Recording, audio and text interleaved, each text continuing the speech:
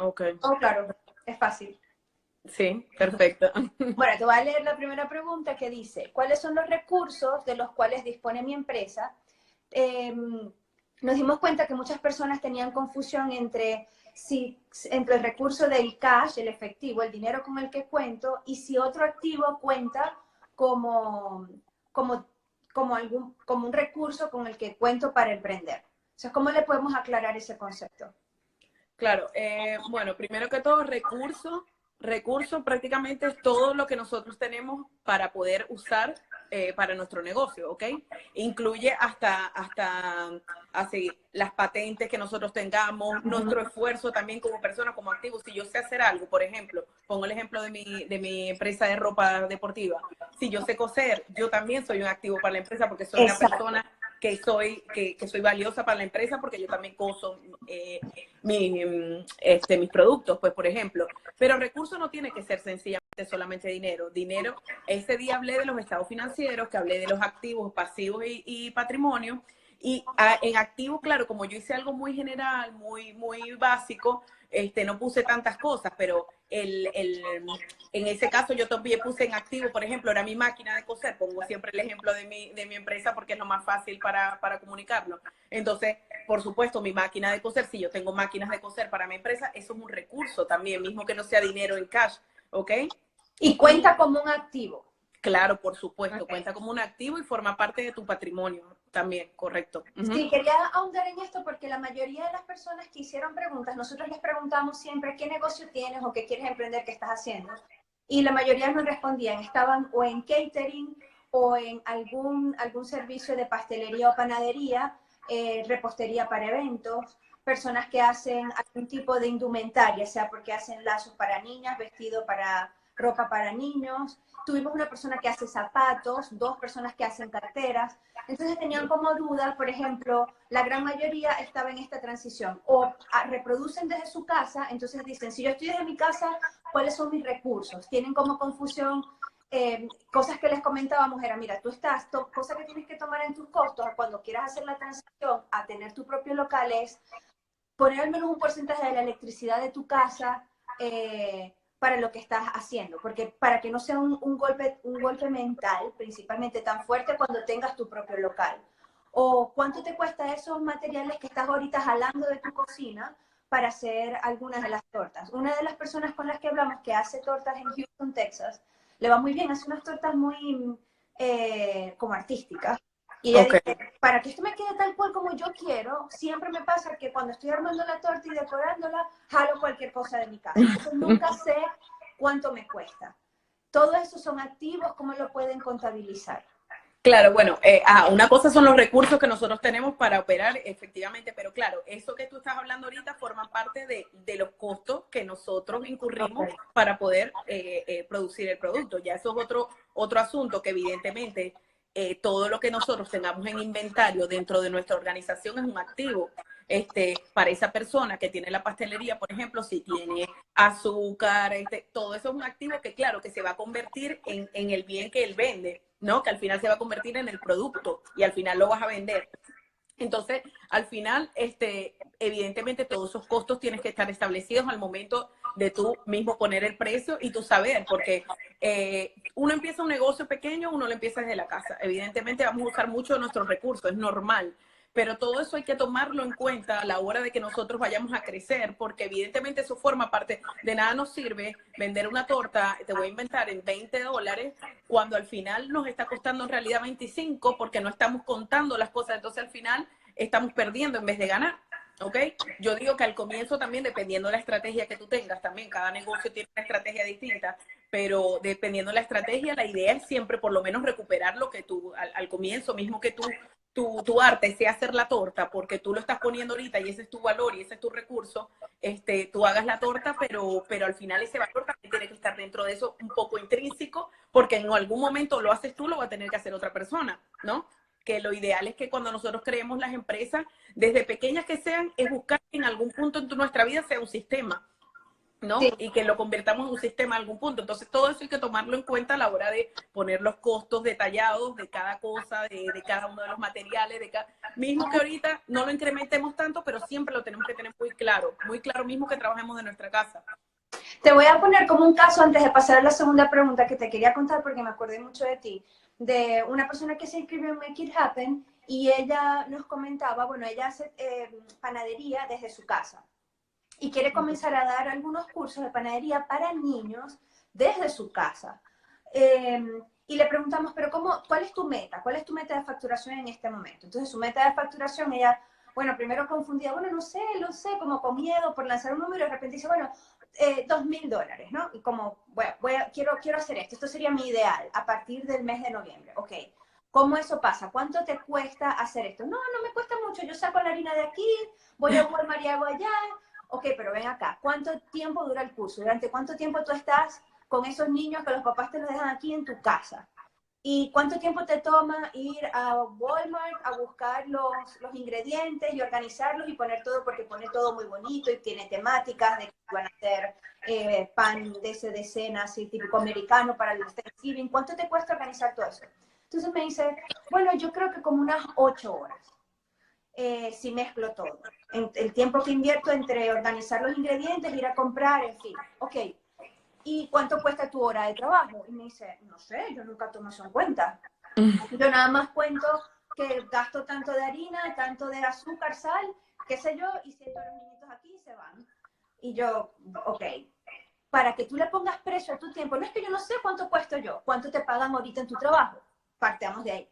Ya alguien le puso precio a tu hora, alguien lo hizo. Claro. Partamos de ese precio. Bueno, me dice, bueno, ok, me pagan ahorita $13 la hora. Ok, 13 por 8. Saquemos la cuenta. ¿En cuánto estás vendiendo cada curso? Bueno, cada niñito cuesta $15. Entonces, claro, ahí queda loca cuando saca la cuenta y dice, bueno, no me cuadra si tengo que hacer tantos cursos al mes y vender tantos panes para alcanzar esa meta.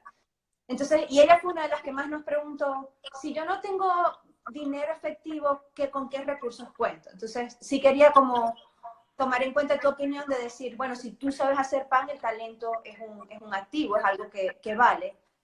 Bueno, Y cómo aprender a contabilizar. Claro, y el activo más valioso que es el tiempo, que se no vuelve a tener, no hay manera de recuperarlo y el tiempo es algo que es el activo más valioso que el oro, porque realmente, ¿cómo lo recuperamos el tiempo? Entonces, evidentemente yo entiendo que al comienzo nosotros hacemos muchas cosas, que me está pasando a mí en mi emprendimiento ahorita aquí en España, hacemos muchas cosas que ahorita no cobramos, pero en algún punto en nuestros precios, en nuestra cosa está poner todo ese tipo de servicios que nosotros damos, porque al final de cuentas es tu tiempo y tu tiempo vale dinero. Y la idea es que en algún punto ese tiempo que tú estás invirtiendo eso se retribuya.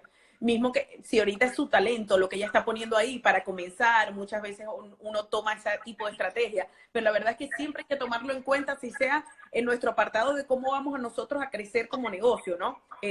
Primero viene la fase 1, donde vamos a hacer algo, después viene la fase 2, y ahí poco a poco ir tomando en cuenta todos esos gastos que nosotros tenemos, todos esos costos que nosotros tenemos y todo el tiempo que nosotros estamos invirtiendo, que eso es un recurso súper importante. Sí, como conclusión de esta primera pregunta, moraleja, piensa en grande desde el principio y no te sientas ridículo por tener tu hoja de Excel y contabilizar todo, no.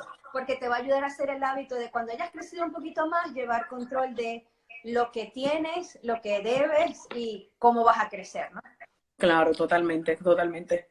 La segunda pregunta, déjame hacer porque lo estoy viendo desde aquí, desde la compu. La segunda pregunta que tenemos es, ¿qué es lo que debo? No me queda claro qué es un pasivo. ¿Son los impuestos algo que yo debo o es parte del costo? ¿Cómo los puedo tomar en cuenta en mi plan de negocios? Ok. Primero que todo, ¿qué es un pasivo, no? ¿Qué es un pasivo? Pasivo se le llama, como yo les expliqué ese día, un estado financiero. O sea, nosotros tenemos los activos, los pasivos y el patrimonio. Pasivo es lo que nosotros debemos. Claro, lo ideal es que nosotros comencemos una empresa pequeña sin deber dinero, porque al final, si uno comienza debiéndole al banco, al final el negocio va a ser del banco, no tuyo, porque los intereses que vas a pagar van a ser bien fuertes. Entonces, al principio, lo ideal, lo que siempre intentamos todos es empezar con nuestros propios recursos. Entonces, pasivo va a ser todo, si en ese caso yo voy a comenzar un negocio, por ejemplo, y pido un crédito al banco, ese es un dinero, eso es un pasivo, un dinero que yo debo.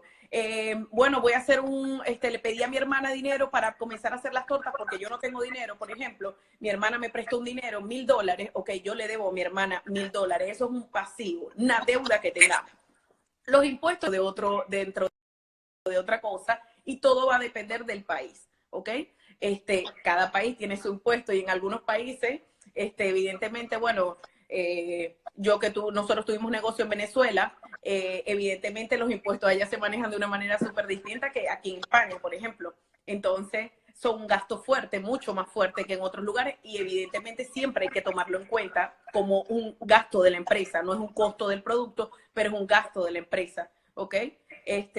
Y dependiendo del impuesto que sea, es indirecto o directo, que ya va a depender de nuestros ingresos, que vaya a depender, pero ya eso es un tema de impuestos, que eso depende mucho del país, o sea, depende mucho de dónde esté, si es un impuesto directo del producto, si es un impuesto ya al final del ejercicio, pues.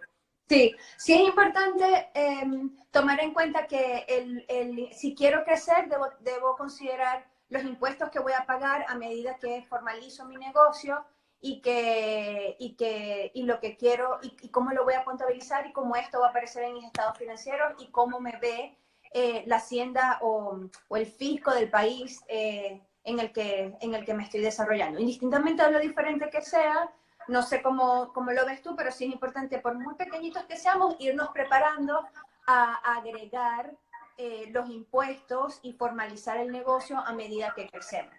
Ah, claro, obviamente, eso es una parte que lo hablé el día de la clase, que los impuestos tenemos que conocerlos. Comenzar un negocio sin entender los impuestos del país mismo, que nosotros no comencemos como una empresa, como un autónomo, hay que tomarlos en cuenta desde el comienzo, porque eso nos puede afectar, puede ser el clic que deje de ser un negocio o deje de ser negocio, especialmente. Por ejemplo, aquí en España es muy fuerte los impuestos también del trabajador. Los impuestos del trabajador no es lo mismo aquí, la gran mayoría, que es muy distinto que en Venezuela, que tú enseguida tienes un empleado, puedes tener un empleado, como algunos negocios en Estados Unidos, es muy fácil hacer eso. Aquí en España te lo tienes que pensar mucho, porque solamente los impuestos del empleado que tú pagas son súper fuertes, entonces no es tan fácil pasar la transición de yo soy mi autoempleada, voy a pasar a tener una empleada. Esa transición aquí es diferente. Entonces, por eso digo, depende de cada país, pero siempre hay que tomarlos en cuenta y hay que entenderlo. Es muy importante entenderlo. Sí, planificarse en función de eso.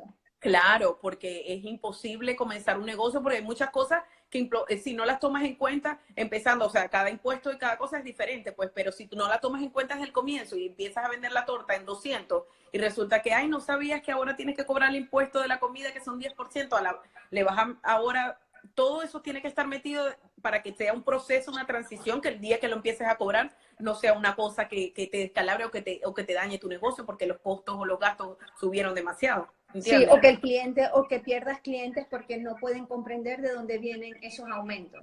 Claro, de dónde viene este gasto, exacto. Todo eso hay que tomarlo en cuenta. La tercera pregunta que tengo es, ¿sabes lo que le cuesta a tu empresa producir los bienes y servicios que vende? La mayoría de los asistentes fueron artesanos de comida, de ropa, y dicen sacar sus precios a partir del costo de los ingredientes o los materiales, pero que no saben cómo planificar para asignarse un sueldo, como tú recomendaste, un salario, o planificar para tener suficiente para soportar la entrada de un empleado. Y creo que esto mezcla un poquito las preguntas anteriores. Las anteriores, correcto. Bueno, evidentemente nosotros tenemos que hablar de que cada producto, todos tenemos que saber lo que producimos, lo que nos cuesta producir un producto, porque en base a eso es que vamos a saber el mínimo de venta o el precio al que lo vamos a vender, obviamente, ¿no? Entonces, esa parte es súper importante de tenerla clara desde el comienzo. Desde el comienzo que vamos a hacer las cosas, por ejemplo, la torta, te decías el ejemplo de la persona de la torta, no, porque agarra harina, todo eso, los 100 gramos de mantequilla, lo que vayan a usar, los 100 gramos de azúcar, todo eso tiene que estar metido en los costos, o sea, súper claro desde el comienzo, en tu hojita de Excel, anotado, y como dices tú, por muy fastidioso que sea desde el comienzo, ay, pero sí, lo que voy a hacer es una torta, pero si tú no tienes eso claro, no tienes claro el negocio, no estás claro para dónde vas, no estás claro cuáles son los costos. Entonces, los costos hay que tenerlos estipulados desde el comienzo. El comienzo, los costos tienen que estar claros. La segunda pregunta era ¿qué? Decía, ¿cómo me asigno un salario? ¿Cómo me planifico para asignarme un salario? Bueno, como estamos hablando en tema de pequeños emprendedores y nuevos emprendedores, la verdad es que el salario llega a un punto, depende del país.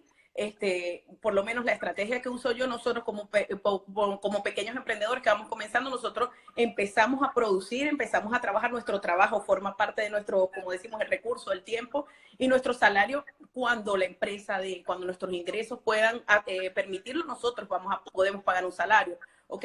Yo lo que aclaré ese día también era que nosotros tenemos que separar nuestras finanzas personales de nuestras finanzas del negocio. Entonces, evidentemente, si nosotros separamos las finanzas del negocio, no tiene que ser significa para nosotros, ni que nosotros nos vamos a dar un salario, sino que esas finanzas, ese dinero que nosotros tenemos separado, va a ser para todos los gastos del negocio. Y lo otro que vamos a tener es para nuestra vida personal, que siempre nuestra vida va a seguir corriendo, y la gran mayoría de las veces cuando nosotros emprendemos, intentamos hacerlo con seguir nuestra vida adelante y nosotros gastar el dinero que emprendemos separado.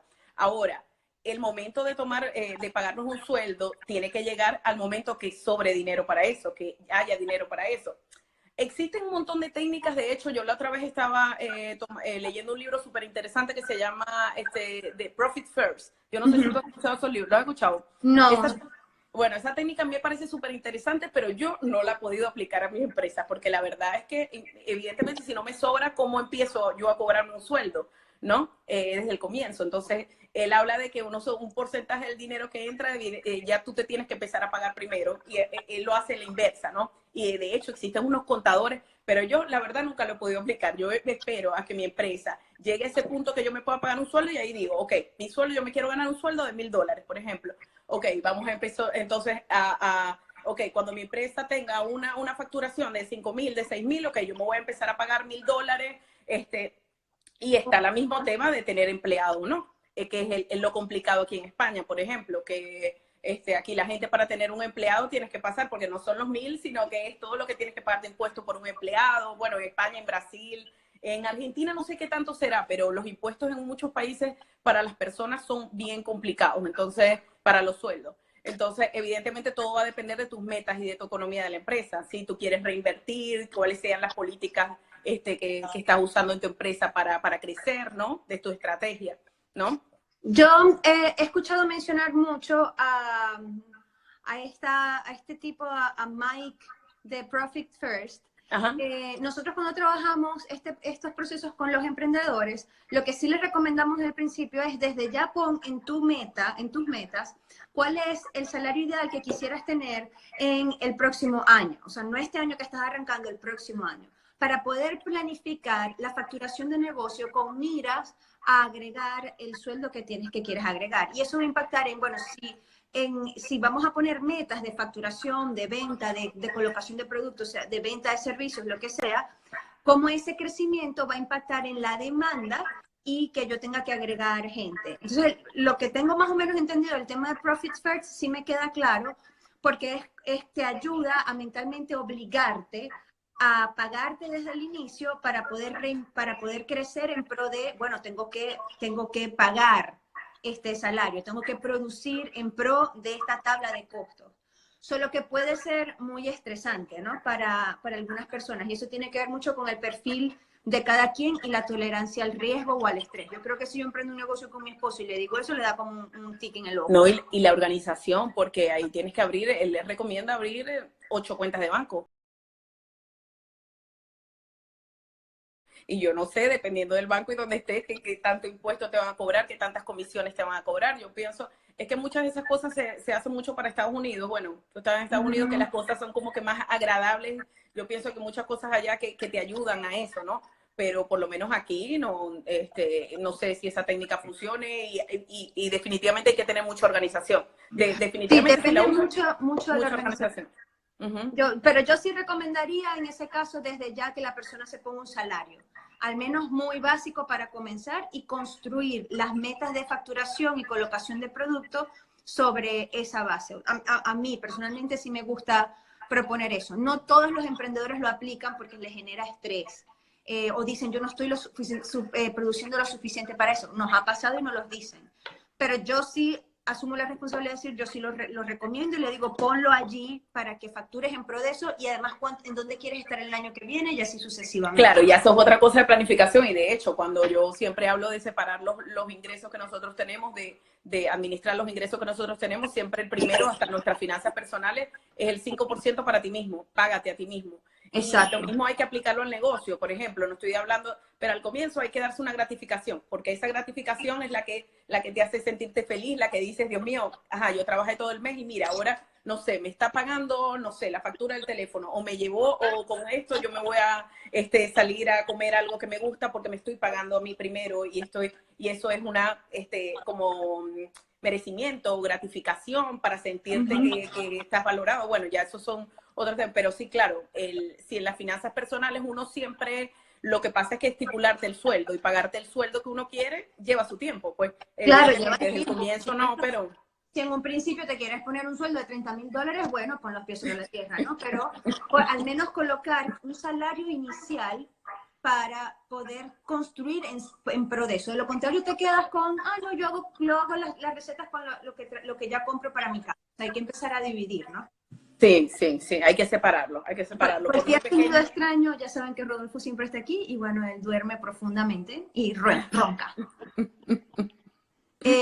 Ok, tengo otra pregunta. Dice, ¿la ganancia es lo que me queda después del impuesto o del tax? Tenemos confusión entre si el impuesto es una deuda, entonces ¿para qué facturar? ¿Para qué pagarlo? ¿Será mejor evadir? Vemos el impuesto como un gasto y no un costo. ¿Por qué facturar? No, evidentemente, si vamos a comenzar un negocio, y ese día lo dije, ¿no? Pensemos primero, por ejemplo, estás haciendo tortas en tu casa y estás comenzando. Yo ahí no recomendaría por ningún lado, ay, me voy a abrir una empresa que yo, Yadira Molero SL, hago torta. Porque en ese momento ni siquiera sabes, o sea, hay que probar primero si el negocio funciona y ahí tomar la decisión si realmente vas a abrir una empresa o vas a abrir un autónomo o vas a comenzar a facturar, pues. Segundo, todo depende del país, evidentemente. Si tú quieres crecer como empresa y tú quieres tener facturación y tú quieres, evidentemente vas a tener que facturar y por la vía legal. Y los impuestos forman parte de todo este sistema. Dependiendo en el país que estés, igualmente unos son más fáciles, otros son más complicados, otros te facilitan la vida del emprendedor, otros te la complican. Pero bueno, si tú entras dentro del juego, tienes que aprender a jugar las movidas del juego y aprender a cómo llevarlo, pero los impuestos forman parte de tu vida, los impuestos forman parte de tu empresa y los tienes que tomar en cuenta como negocio. O sea, por ejemplo, yo exporto tela de Brasil para acá. ¿Qué voy a decir? Ok, voy a comenzar un negocio trayendo las telas en maleta. Ajá, y cómo esa mercancía la nacionalizo. Yo tengo que tomar en cuenta que yo tengo un proceso de IVA cuando entra, tengo un proceso de importación dependiendo del producto y todo eso tiene que estar dentro de mis costos. Por ejemplo, en el caso de ese impuesto es costo. Ahora, siempre van a ser, porque incluye el costo de la materia prima, pero por ejemplo, siempre al final de año, mis ganancias, que fue la pregunta que me hiciste, al final de año, ¿cuál es mi ganancia? Tu ganancia es al final después de impuestos, porque ¿de qué te sirve que te hayas ganado, no sé, $50,000, listo, pero tienes que pagar 25% de impuestos? Entonces tu ganancia no son $50,000, tu ganancia es, después del 25%, tú vas a tomar lo que te queda a ti, porque hay un porcentaje que dárselo al gobierno. Y es así en la gran mayoría de los países. Y si vamos a abrir, y si vamos a comenzar pequeños, o sea, y queremos llegar a ser grandes, tenemos que comenzar a pensar como los grandes. Las empresas grandes pagan impuestos y tienen evidentemente su manera fiscal de dar la vuelta para intentar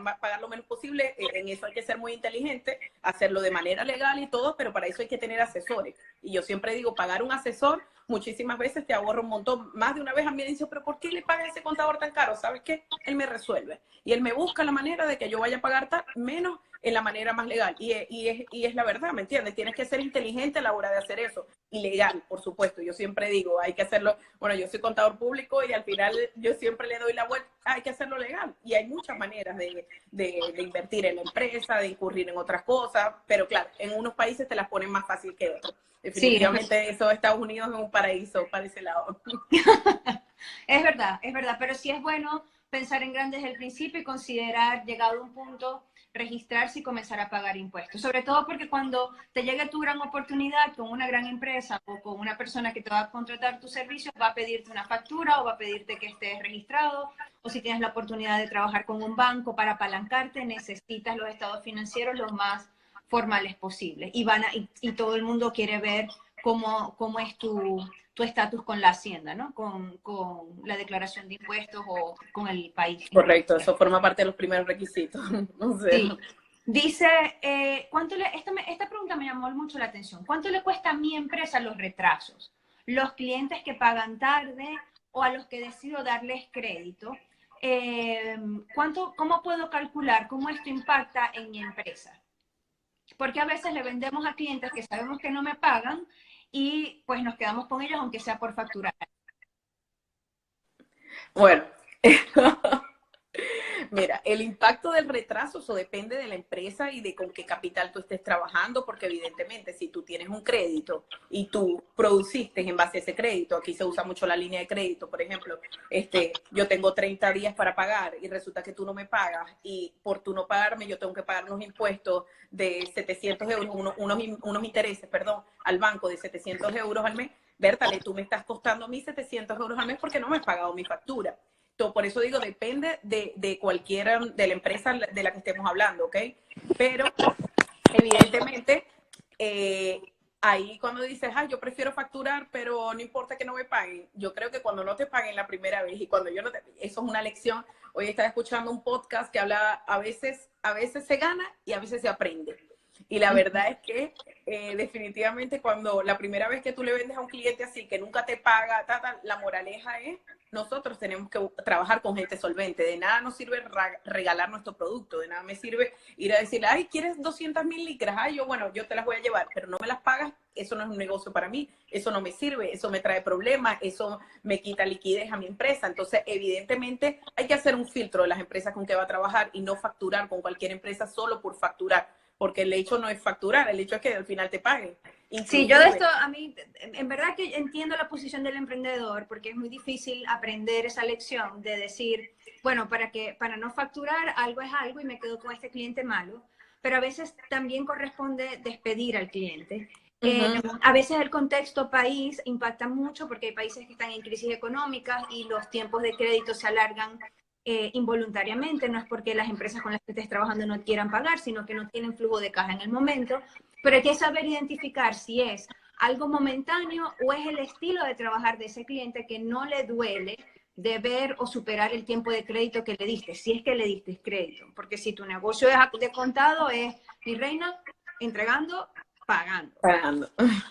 Y otra cosa que siempre en este punto me gusta agregar es, salvo que tu negocio sea recolectar deuda,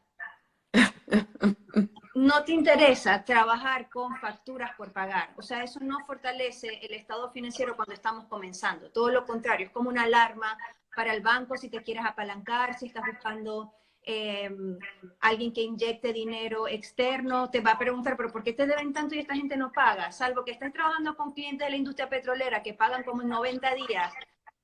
De resto no hay claro, nada. Si estás vendiendo tortas, zapatos, licras, catering, es por adelantado y contra pedido. No hay más nada que hacer allí.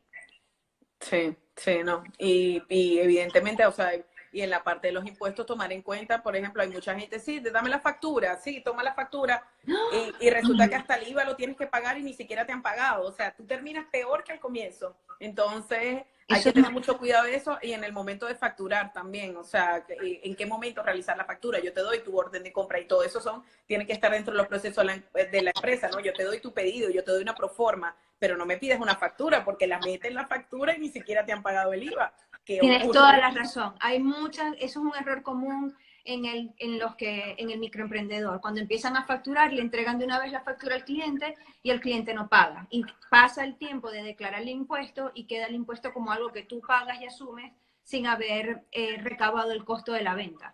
Ajá, totalmente. Sí, pasa bastante. Así que tenerlo presente. Eso es un buen tip de parte de Yadira. Denle a su cliente una factura pro forma, que les ponga una orden de compra, así sea en los países que lo permitan, un recibo, lo que sea. Pero no entregar la factura hasta que no recibas el pago. Hasta que no recibas el pago.